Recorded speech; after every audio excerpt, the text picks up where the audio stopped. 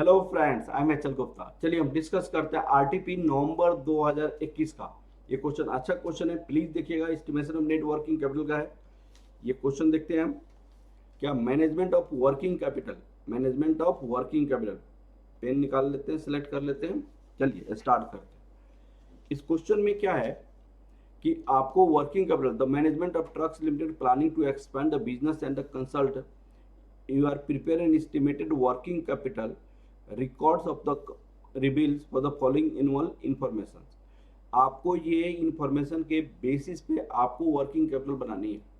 आप देखिए, इन्होंने दो टाइप का सेल दिया हुआ है, एक तो डोमेस्टिक सेल दिया हुआ है, एक एक्सपोर्ट सेल दिया हुआ है।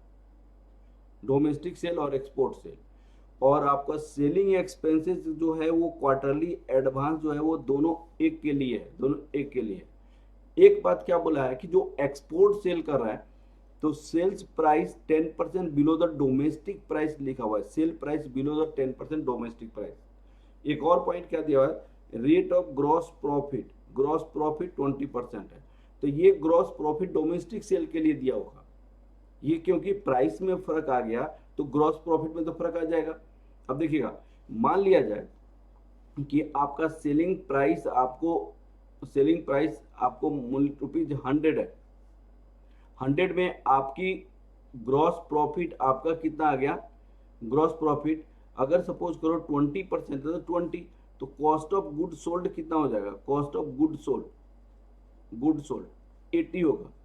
लेकिन अगर इस प्राइस को ही 10% से कम कर दिया जाए, इस प्राइस को ही 10% से कम कर दिया जाए, क्यों ऐसे मैं बोल रहा हूँ, क्योंकि उन्होंने एक्सपोर्ट सेल में उन्होंने क्या कहा कि एक्सपोर्ट जो सेल कर रहे हैं वो 10% below the domestic market, 10% below the domestic market. तो यहाँ पे ग्रॉस प्रॉफिट कितना हो जाएगा, तो 80 माइनस 90 आपकी प्राइस हो जाएगी। ग्रॉस प्रॉफिट आपको कितना कितना हो जाएगा। अब आपको यहाँ पे इस केस में ग्रॉस प्रॉफिट कितना होगा वो मुझे निकालनी है। तो प्राइस आपको 10% बिलो हो जाएगा, प्राइस बिलो 10% हो जाएगा। तो जो 100 का गुड्स मिल रहा था, अब 10% कम, वो गुड्स 90 का मिलेगा, 90 का मिलेगा। अगर मान लीजिए कॉस्ट ऑफ गुड सोल्ड आपको डोमेस्टिक के लिए ₹80 है, तो यहाँ पे बताइए कितना होगा ग्रॉस प्रॉफिट। ग्रॉस प्रॉफिट ये 10 होगा, यह 10 होगा। तो 10 कितने की सेल में, 90 के सेल में 10 होगा, तो 100 के सेल में कितना हो जाएगा, 90 के सेल में 10 होगा। तो आपको ₹10 डिवाइडेड बाई ₹90 इंटू 100, ये आपको कितना परसेंट हो जाएगा, प्लीज बताएं आप, ये कितना परसेंट हो जाएगा। 10 डिवाइड 90 इंटू 100 बाई 90, 11 पॉइंट, यहाँ पे 11.11% है, 11.11% है। ये क्वेश्चन को मैं ये ग्रॉस प्रॉफिट अलग से निकालने की कोशिश की एक्सपोर्ट सेल के लिए। तो एक्सपोर्ट सेल के लिए ग्रॉस प्रॉफिट अलग से क्यों निकालना पड़ा, इसको भी माइंड में रखना पड़ेगा। एक्सपोर्ट सेल को अलग से ग्रॉस प्रॉफिट क्यों निकालना पड़ा, ये भी दिमाग में रखना पड़ा। ग्रॉस प्रॉफिट को क्यों निकालना पड़ा एक्सपोर्ट सेल को अलग से, उसका रीजन क्या है कि selling expenses payable quarterly in advance, ये जो 1,12,500 लिखा हुआ है, 1,12,500, ये आपको डोमेस्टिक सेल के लिए भी लिखा है और आपको एक्सपोर्ट सेल के लिए भी लिखा है। तो इसको बाइफर्केशन करना पड़ेगा। और ये जो सेलिंग एक्सपेंसेस आपको बाइफर्केशन करेंगे, वो किसके बेसिस पे बाइफर्केशन करेंगे, वो आपको कॉस्ट ऑफ प्रोडक्शन के बेसिस, वो बाइफर्केशन सेल के बेसिस पे, वो बाइफर्केशन सेलिंग एक्सपेंसेस जो है वो आप बाइफर्केशन करेंगे। अब वो बाइफर्केशन किसके बेसिस पे करेंगे, ये दोनों का सेल के बेसिस पे करेंगे, इसकी सेल के बेसिस पे करेंगे, सेल के बेसिस पे। और यहाँ पे डेटर की कैलकुलेशन किस पे किया गया, क्वेश्चन में आपको डेटर की कैलकुलेशन किस पे किया गया। डेटर की कैलकुलेशन इन्होंने आपको टोटल सेल पे नहीं करके बल्कि कॉस्ट ऑफ सेल पे किया हुआ, कैश कॉस्ट बेसिस। क्यों उसको ऐसे क्यों किया, उसका रीजन क्या है। Ignore work in progress and depreciation. Depreciation को इग्नोर करने का मतलब क्या है कि कैश कॉस्ट बेसिस पे आपको बनानी है क्वेश्चन को, कैश कॉस्ट बेसिस पे, ठीक है। वर्किंग कैपिटल बनानी है जिसमें आपको कैश एंड बैंक बैलेंस कितनी है, यहाँ पे 25 2,50,000 कैश एंड बैंक बैलेंस आपको दिया हुआ है यहाँ पे, जिसमें आपको ओवरड्राफ्ट लिमिट कितना ऑलरेडी आपके पास अवेलेबल है 75,000 और ऑलरेडी ओवरड्राफ्ट लिमिट अवेलेबल है। अब इस क्वेश्चन को सॉल्यूशन में हम स्टार्ट करने जा रहे हैं, एक एक करके हम सॉल्यूशन देखेंगे। सबसे पहले एक वर्किंग नोट बनाएंगे first, working node first, calculation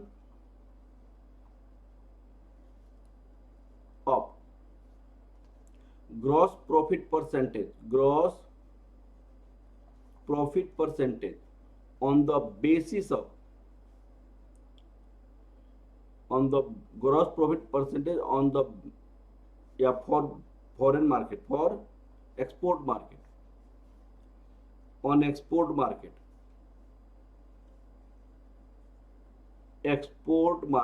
export market में आप सुनिए, लेट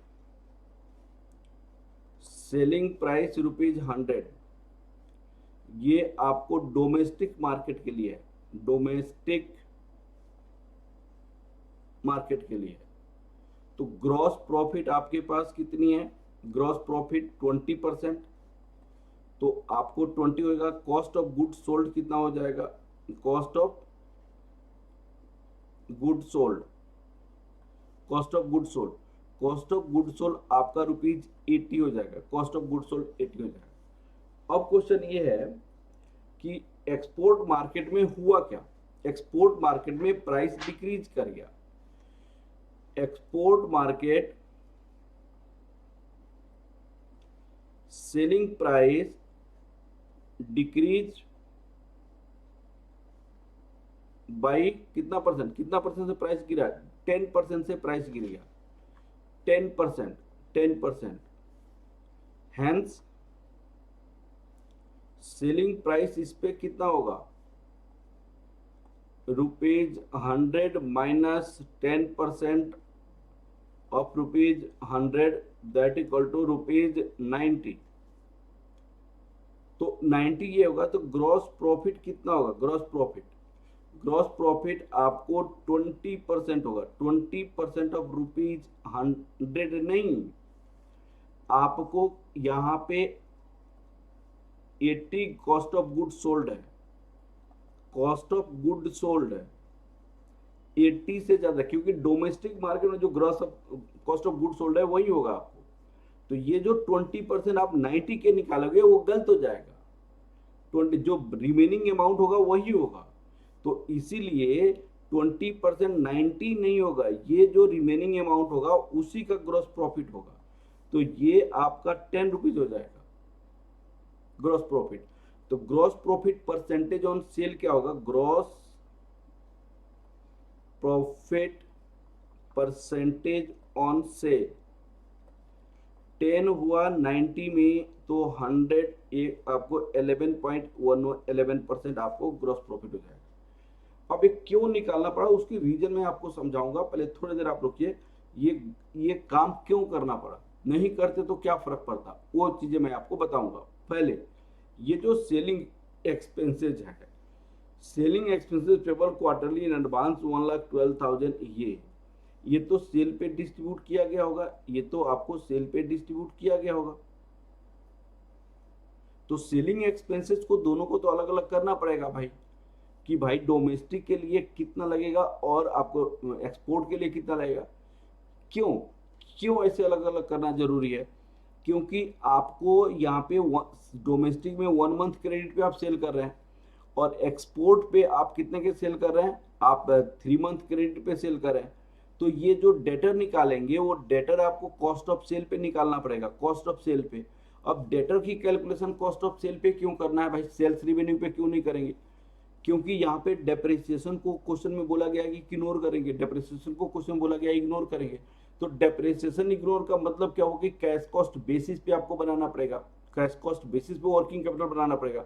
और जब कैश कॉस्ट बेसिस पे वर्किंग कैपिटल बनाएंगे तो डेटर की कैलकुलेशन कॉस्ट ऑफ सेल पे करेंगे, और कॉस्ट ऑफ सेल पे करने के कारण आपको ये दोनों को अलग अलग डिस्ट्रीब्यूट करना एकदम जरूरी है। आपको डोमेस्टिक के लिए कितना कॉस्ट ऑफ सेल आएगा, और डोमेस्टिक के लिए सेलिंग एक्सपेंसेस कितना आएगा और एक्सपोर्ट के लिए कितना सेलिंग आएगा, वो किस पे करेंगे, वो सेल्स रिवेन्यू पे करेंगे, सेल्स रिवेन्यू के बेसिस पे करेंगे, रेशियो में बांटेंगे। अब आपको working note 2, working note second, calculation of selling expenses for domestic sales and export sale, domestic sale और एक्सपोर्ट सेल पे। अब आप देखिए यहाँ पे डोमेस्टिक सेल कितना हो जाए या टोटल सेल, देखो टोटल सेल आपको देखिए यहाँ पे 18 लाख डोमेस्टिक सेल है, रुपीज 18 लाख आपको डोमेस्टिक सेल है, प्लस एक्सपोर्ट सेल कितनी है 8,10,000 है, रुपीज 8,10,000 है, तो टोटल सेल आपकी कितनी हो गई 26,10,000 टोटल सेल। सेलिंग एक्सपेंसेस आपको डोमेस्टिक सेल के लिए कितना हो जाएगा, सेलिंग एक्सपेंसेस फॉर डोमेस्टिक के लिए कितना हो जाएगा भाई, टोटल आपका सेलिंग एक्सपेंसेस कितनी है 1,12,500 है, 1,12,500 होल डिवाइडेड बाई 26,10,000, यहाँ पे रुपीज 18 लाख। अब यहाँ पे सेलिंग एक्सपेंसेस फॉर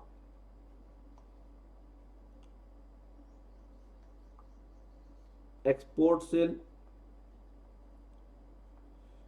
आपको 1,12,500 रुपीज 26,10,000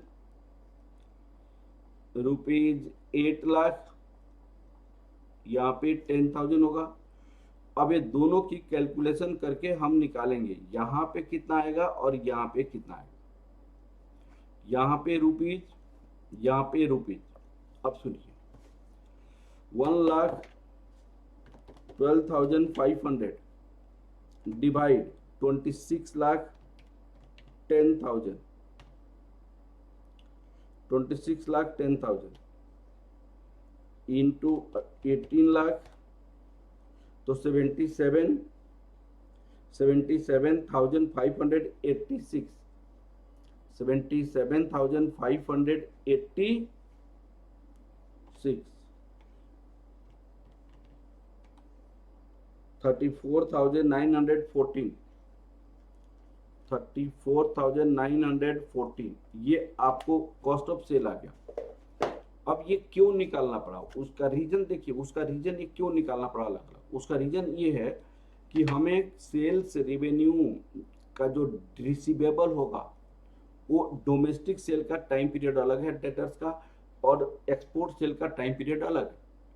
और कॉस्ट ऑफ सेल पे आपको क्या निकालेंगे हम, कॉस्ट ऑफ सेल पे हमें क्या निकालनी है, सेल्स रिवेन्यू को निकालनी है। कॉस्ट ऑफ सेल पे हमें क्या निकालनी है, सेल्स डेटर को निकालना है।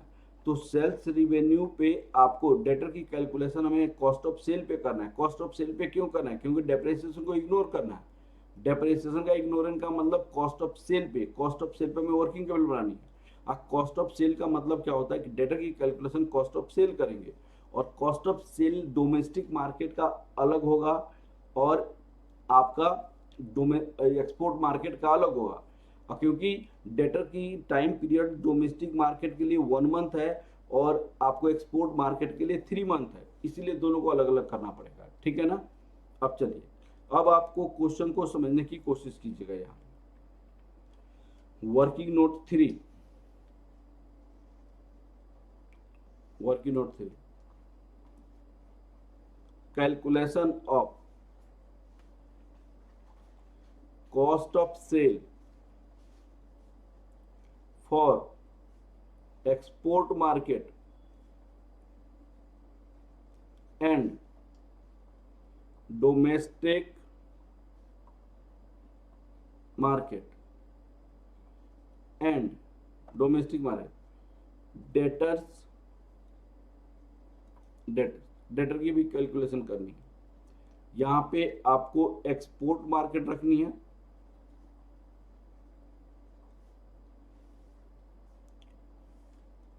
यहाँ पे डोमेस्टिक मार्केट रखनी है,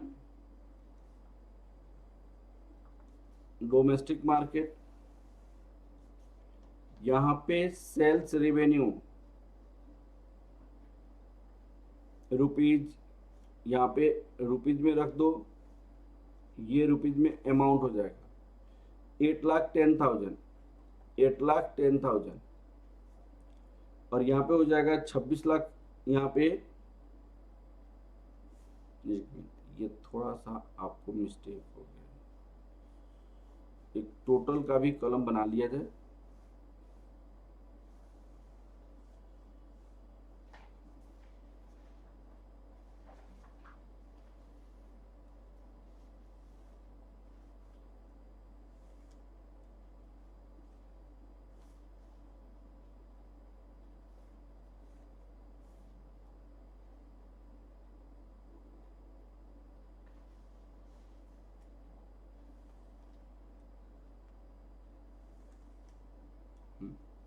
यहाँ पे डोमेस्टिक मार्केट रखिए,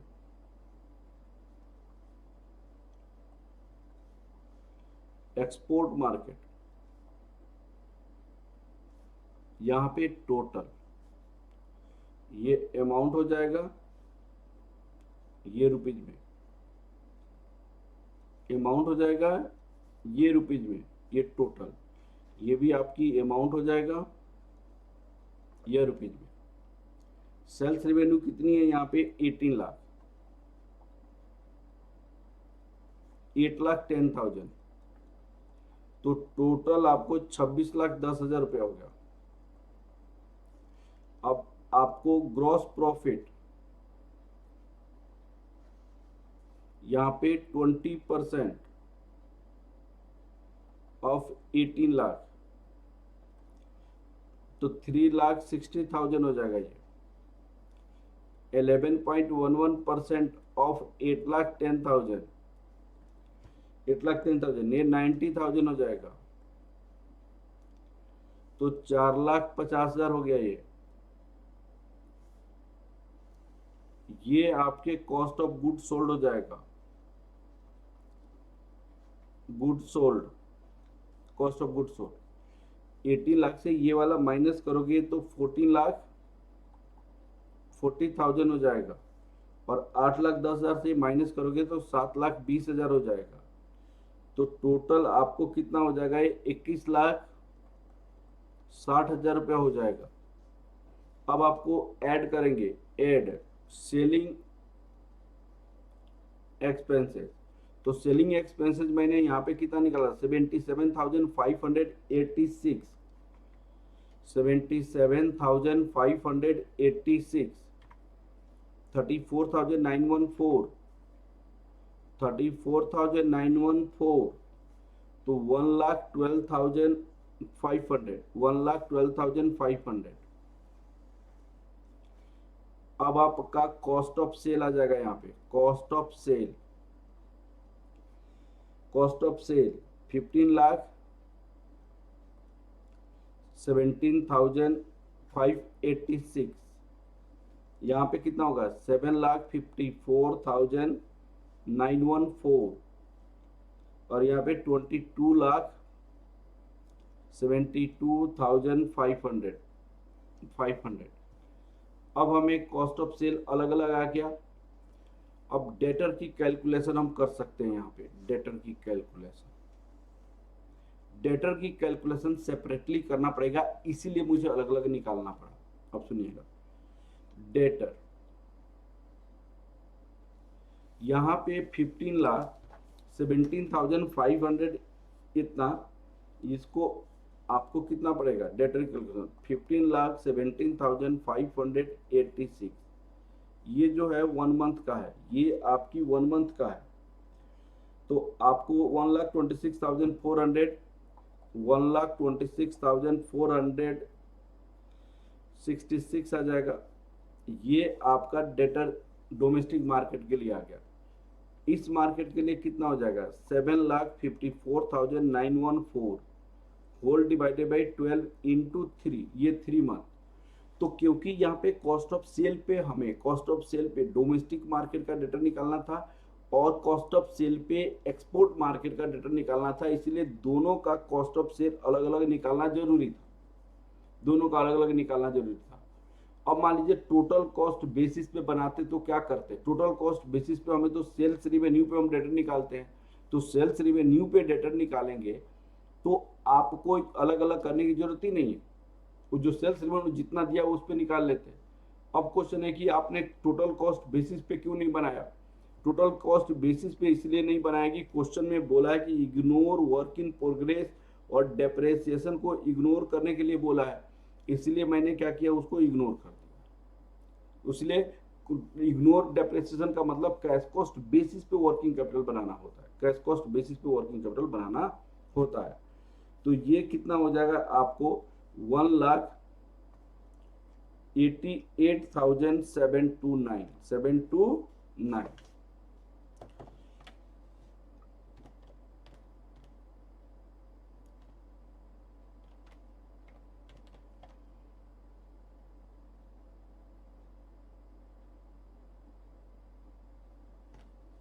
15,17,586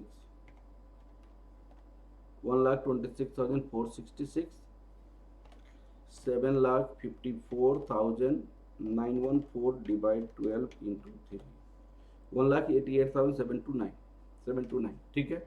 अब ये हमारे पास होने के बाद सारी हमारी वर्किंग नोट कंप्लीट हो गया। अब सुनिएगा, अब हमारे पास ये जो 21,60,000 कॉस्ट ऑफ गुड सोल्ड आया है 21,60,000, तो हम इस पे क्या करेंगे, इसी पे स्टॉक ऑफ फिनिश गुड्स निकाल देंगे। स्टॉक ऑफ फिनिश गुड्स हम इसी पे निकालेंगे।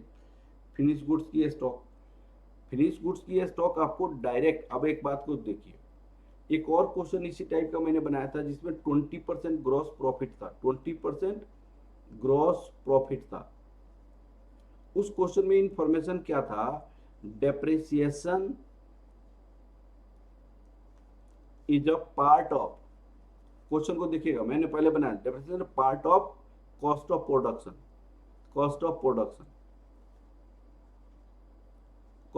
Depreciation part of cost of production. अब उस क्वेश्चन में आपको दिया था कि आपकी जो वर्किंग कैपिटल बनानी है कैश कॉस्ट बेसिस बनानी है, कैश कॉस्ट बेसिस बनानी है, लेकिन ये वाली जो लैंग्वेज है depreciation is a part of cost of production, ये इस क्वेश्चन में नहीं दिया है, तो इसलिए डायरेक्ट सेल से ग्रॉस प्रॉफिट को माइनस करके कॉस्ट ऑफ गुड्स सोल्ड निकाल दिया। अगर किसी क्वेश्चन में ये वाला दिया हुआ है, डोमेस्टिक मार्केट का अलग, अब वो अलग नहीं दिया है, तो इस केस में हम क्या करेंगे, इस केस में डायरेक्ट, ऐसे केसेस में हमने डायरेक्ट बना दिया था। कैसे बनाया था, यहाँ पे मटेरियल का आपका खर्च कितना था, 6,75,000 था, 5,40,000 वेजेस था, 7,65,000 मैनेज वो कॉस्ट था।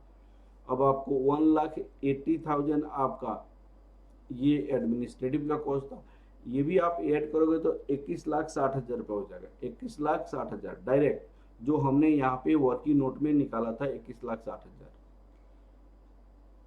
यहाँ पे, ठीक है ना, ग्रॉस प्रॉफिट को माइनस करके। लेकिन ऐसे करने से हमारे पास डेप्रिसिएशन का कोई आइटम आया ही नहीं, इस क्वेश्चन में लैंग्वेज लिखा ही नहीं है, depreciation is a part of cost of production.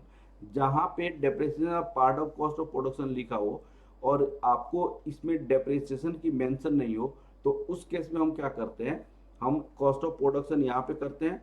I don't need to calculate domestic का, उस क्वेश्चन में डोमेस्टिक और आपको एक्सपोर्ट का अलग अलग मार्केट नहीं दिया था, डोमेस्टिक और एक्सपोर्ट का अलग अलग मार्केट नहीं दिया था, और साथ साथ ये लैंग्वेज भी नहीं दिया है। जहाँ पे ये वाली पार्ट लिखा है वहां पे आप मटेरियल से शुरू करेंगे, ये सारी अलग बनाएंगे, वो क्वेश्चन अलग बनाया था वो आपको मिल जाएगा। सुनिए, ठीक है। अब आपको क्या होगा, कैश एंड बैंक बैलेंस इस क्वेश्चन में कितना आएगा, कैश एंड बैंक आपको रखना चाहिए था इतना 75,000 आपको ऑलरेडी अनयूटिलाइज्ड ओवरड्राफ्ट है, इसको यूटिलाइज कर सकते हैं, तो उसके जो रिमेनिंग होगा वो आपको क्या होगा, वो रिमेनिंग जो होगा वो आपको कैश बैलेंस रखना पड़ेगा। अब आपका क्वेश्चन इतना तक कंप्लीट हो गया। अब estimation of net working capital,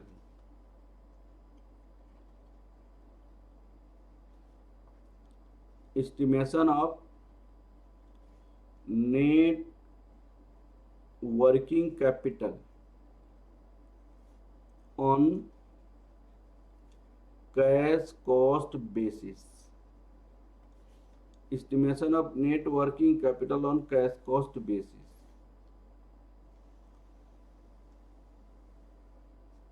on cash cost basis।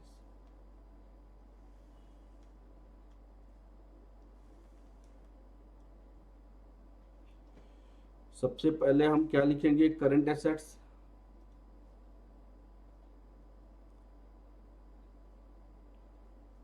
यहाँ पे अमाउंट आ गया,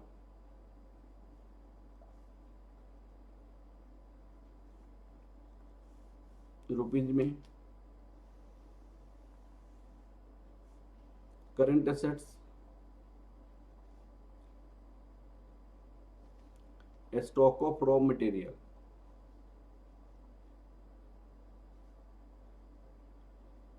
रॉ मटेरियल। देखिए क्वेश्चन में क्या बोला है, raw material supplier extended 2 month credit, 2 month credit पे क्रेडिटर हो गया। इन्होंने क्या लिखा हुआ है इस क्वेश्चन के साथ, the company keeps 1 month stock of raw material and finish goods, 1 month stock of raw material and finish goods. तो आपको 1 मंथ का होगा, यहाँ पे कितना है, यहाँ पे 6,75,000, 6,75,000 मटेरियल यूज्ड 6,75,000 है। यहाँ पे 6,75,000 divided by 12 into 1। Work in progress इस क्वेश्चन में आपको दिया नहीं है, वर्क इन प्रोग्रेस इस क्वेश्चन में जीरो है। स्टॉक ऑफ फिनिश्ड गुड्स हम ये कॉस्ट ऑफ प्रोडक्शन पे निकालेंगे। कॉस्ट ऑफ प्रोडक्शन हमने कितना निकाला है, 21,60,000,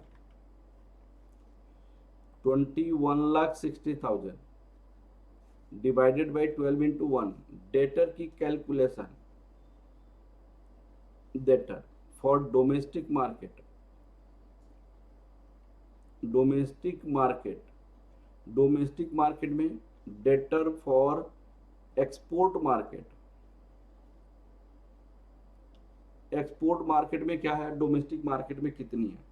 the debtor for domestic market 1,26,466 और ये कितनी है, 1,88,729। ये आपको स्टोरेज में क्या हो जाएगा आपका, यहाँ पे 56,250 और स्टॉक में क्या होगा 1,80,000। उन्होंने आपसे एक बात बताई है क्वेश्चन में कि selling expenses quarterly in advance, तो सेलिंग एक्सपेंसेस हमें लिखनी है आपको। सेलिंग एक्सपेंसेस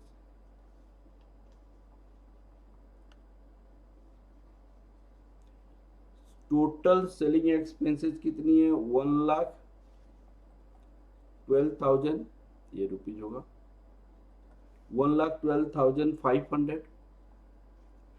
इसकी क्वार्टर निकालेंगे, डिवाइडेड बाई 12 1 मंथ का क्वार्टर निकालेंगे, 3 से मल्टीप्लाई करेंगे तो 28,125। उसके बाद आपको कैश एंड बैंक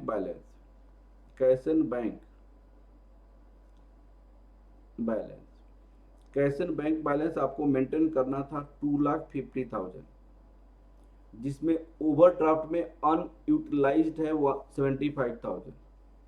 तो रुपीज आपके पास कितना हो गया, 1,75,000 कैश एंड बैंक बैलेंस चाहिए। अब बताइए total gross working capital, total gross working capital, इसको हम कहते हैं करंट एसेट्स, ए से रिप्रेजेंट करते हैं। अब सारे की ऐड करेंगे तो 7,54,570 हो जाएगा, 7,54,570। अब आपका करंट लायबिलिटी आ जाएगा यहाँ पे,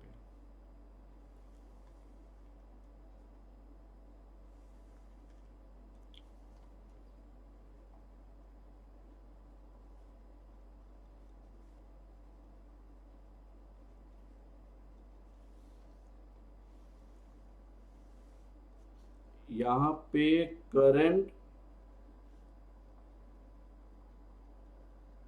लायबिलिटी या बी पार्ट हो जाएगा, बी पार्ट। जबकि करंट एसेट्स ऑलरेडी यहाँ पे भी लिख देता हूं मैं, करंट एसेट्स, करंट एसेट्स हमने कितना निकाला था, 7,54,570, 7,54,570, ये आपका आ गया करंट लायबिलिटी। अब सुनिएगा, creditor for raw material, question में बोला है क्रेडिटर फॉर रॉ मटेरियल। देखिए क्या क्वेश्चन बोला है, क्वेश्चन बोला है कि जो मटेरियल है सप्लाई 2 मंथ क्रेडिट के बेसिस पे देता है, 2 मंथ क्रेडिट, तो 6,75,000 रुपीज, 6,75,000 डिवाइडेड बाई 12 इंटू 2, ये हो जाएगा। तो 1,12,500 हो जाएगा यहाँ पे, 1,12,500। और बाकी सब कैसे लिखा है देखिएगा, यहाँ पे उन्होंने कहा वेजेज को जो पेमेंट करते हैं हाफ मंथ की क्रेडिट पे, lag in payment of manufacturing expenses 1 month की क्रेडिट पे, lag in payment of administrative expenses 1 month की क्रेडिट पे, income tax payable in 4 installment, one of falls in a next financial year, income tax next financial year में आपको एक पड़ेगा। तो आप इसको देखिएगा, आप इनकम टैक्स, तो सारी की इंफॉर्मेशन 1,68,000 डिवाइडेड बाई 4, तो 42,000 आ जाएगा, ठीक है। अब हमने सेलिंग एक्सपेंसेस एडवांस तो हमने ऑलरेडी पेमेंट कर दिया, यहाँ पे सेलिंग एक्सपेंसेस हमने एडवांस तो ऑलरेडी पेमेंट कर दिया।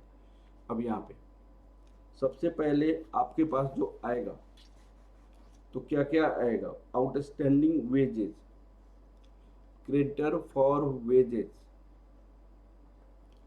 वेजेस का क्या है, rupees 5,40,000 divided by 12 into half, 5,40,000 divided by 12 into half, 22,500, ये 22,500। उसके बाद क्रेडिटर